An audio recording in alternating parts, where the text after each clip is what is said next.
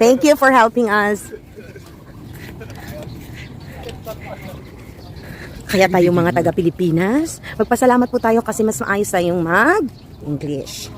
So, kaya pag-aralan nyo mabuti, pag meron kayong English subject, please lang, pumasok kayo. Take it seriously. Take it seriously kasi hindi lahat ng studying English here, the cheapest per month. The cheapest per month is actually Teaching English? I mean studying English. Studying English, the cheapest is like 12 hours in 1 month. 12 hours in 1 month is 3,000 pesos. So if you will study English like 24 hours, at least that's 6,000 pesos in a month. Oh, yung isang buong araw mo pa. Just for one student. Just for one student. Like if you have like 10 students, you already have 60,000. So, may fountain yan dyan. Ang cheapest kasi dito, studying English for 1 hour is Pakinggan niyo si Sir 800 Jerome pesos ha, kasi per nagturo na yan si Sir Jerome dito. So, G, maghanap tayo dito ng karakitan. Wala na, pag itong edad na, okay ka na. Okay Ay, na to. okay na to. Kota na to. Kota na to. Okay na. Kasi yan.